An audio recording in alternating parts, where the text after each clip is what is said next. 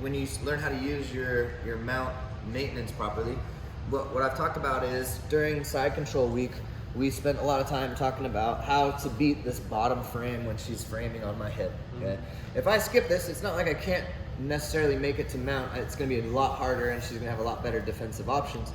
I sometimes will be able to make it to mount without clearing that elbow, but now a lot of times that frame is going to be in my way once I do get to mount, setting her up for the best possible scenario to escape mount because I ignored that frame, right? I would prefer if I went to mount properly and I was able to keep this arm trapped on the outside of her body, right?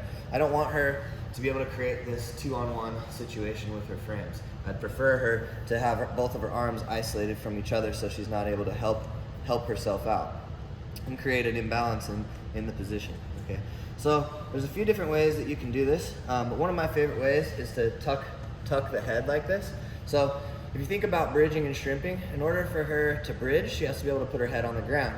So just picking her head up off the ground is going to make her bridge about 50% as effective. This is a really effective thing to do in no-gi as well. It's good in gi too, but there's other things that you can do with the collar that are just as good.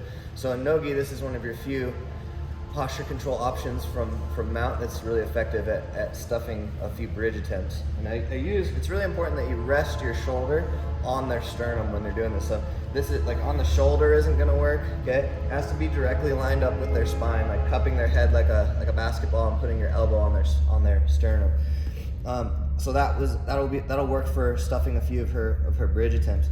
During that time, I can use my elbow to pick her shoulder up off the mat.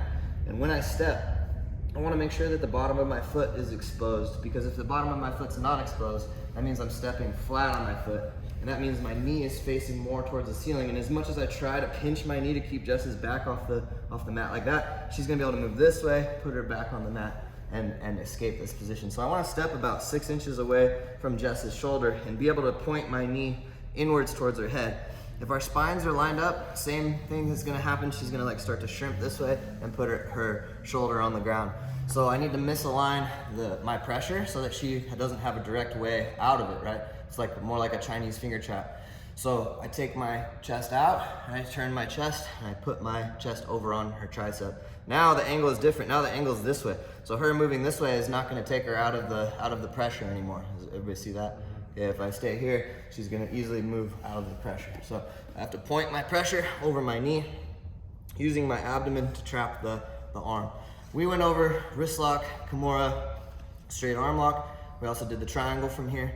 But the submission that you're asking about starts with the monoplata, which is a shoulder attack, a shoulder isolation, and ends with what's called the go-go plata, which is the choke, okay?